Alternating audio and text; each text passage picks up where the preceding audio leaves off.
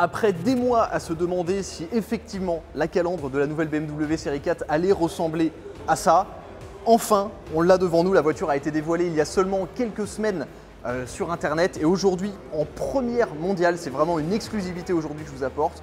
On peut, grâce à BMW France et BMW Belgique, vous présenter en direct la nouvelle BMW série 4 ici sur le circuit de Spa-Francorchamps où je vois juste là les voitures qui montent sur eau rouge. Je suis hyper content de vous présenter cette voiture parce qu'en termes de voitures qui ont fait parler d'elle à leur lancement, j'ai toujours en tête la McLaren 720S. Lorsqu'elle est sortie, on s'est tous demandé, Huracan Performante, on s'est tous demandé si la voiture allait vraiment être belle en vrai. Au début, tout le monde a crié et ensuite on s'est habitué. Et c'est un peu ce que j'ai envie de dire aujourd'hui en jetant un coup d'œil sur cette nouvelle BMW série 4 et cette calandre gigantesque qui descend jusqu'en bas.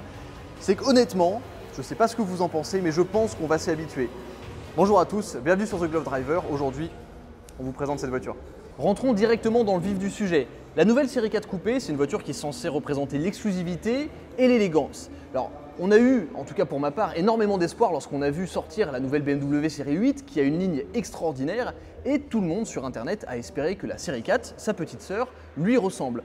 Or, très rapidement, on a commencé à voir des clichés sur internet d'une calandre qui descendrait jusqu'en bas. C'est ce que vous voyez ici, c'est la réalité. La voiture arbore une nouvelle calandre, un peu à l'image des BMW vraiment du tout début où les haricots descendaient de haut en bas comme ça. On retrouve aujourd'hui un petit peu ce design qui change, qui choque, qui brusque, qui est complètement nouveau.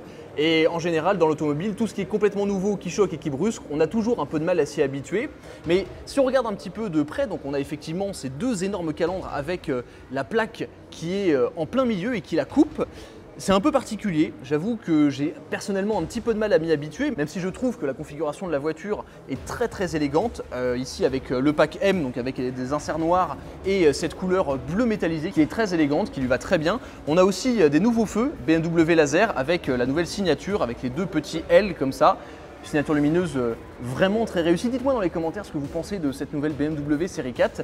Sur la nouvelle série 4 Coupé, il y aura plusieurs motorisations disponibles, deux en diesel, la 420D et la 420D X-Drive, donc en 4 roues motrices, et trois motorisations essence, en tout cas pour l'instant, donc la 420i, la 430i, la 440i, donc avec le 6 cylindres en ligne biturbo, X-Drive uniquement, et viendra l'année prochaine, en 2021, la BMW M4, qui pour le coup développera plus de 500 chevaux, sera disponible d'après les rumeurs en boîte manuelle et en boîte automatique, et elle sera équipée également du système MX Drive comme sa grande sœur la M5, donc un système 4 roues motrices qui permettra de désactiver complètement le train avant ou alors de la laisser en mode 4 roues motrices sport, laissant un peu de jeu à l'arrière mais quand même un petit peu de train avant. On va faire le tour de cette nouvelle BMW série 4 parce que si la calandre peut amener au débat et diviser un peu les puristes, la ligne de la voiture et le reste, l'intérieur, l'arrière sont, je trouve, extrêmement réussis. Sur le capot, on retrouve ici des nervures, on sent, qui amènent les flux d'air, qui amènent énormément d'élégance dans la ligne, surtout dans cette peinture métallisée que je vous ai dit, je trouve très jolie. On a des nouvelles jantes avec un design ici très sportif, c'est les jantes spécifiques au pack M, optionnelles, qui lui vont vraiment bien. On a les étriers de frein bleus.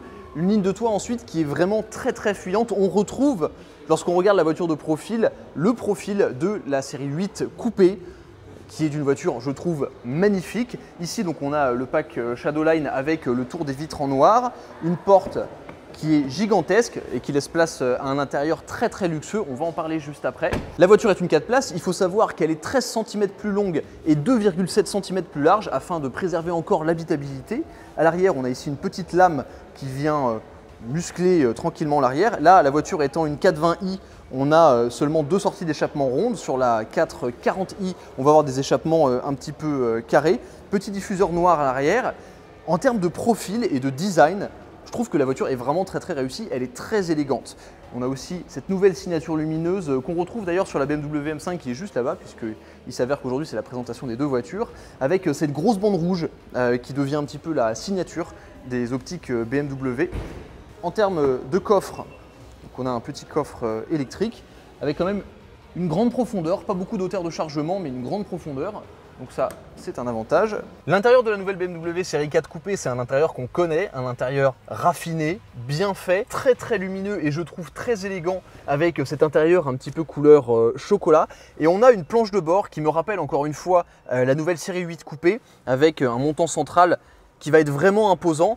Ici, la partie climatisation et écran qui va être légèrement tourné vers le conducteur, comme à l'origine chez BMW.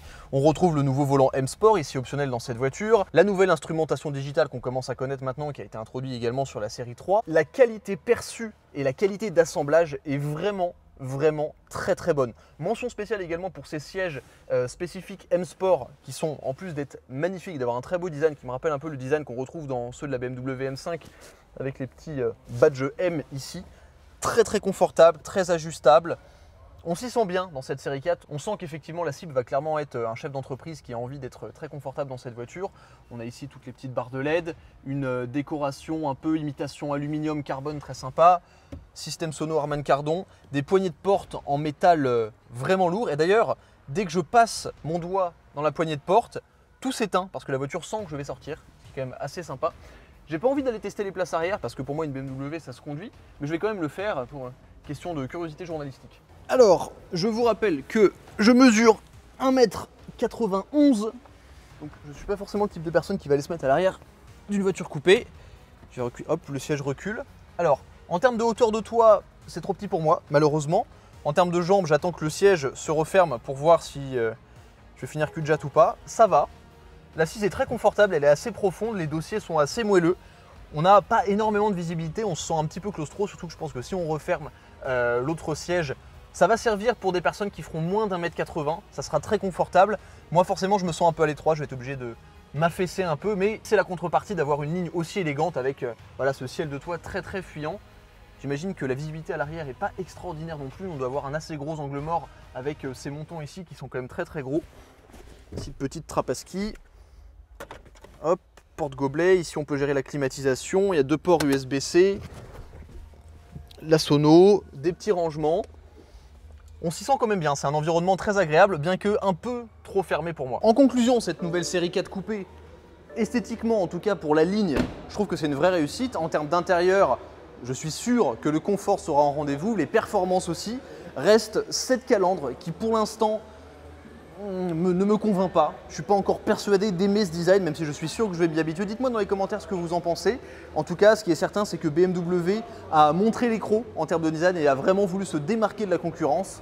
C'est chose faite, qu'on aime ou on n'aime pas, je vous laisse débattre dans les commentaires. C'est pour moi un énorme honneur d'avoir été invité par BMW pour vous présenter cette voiture en exclusivité mondiale.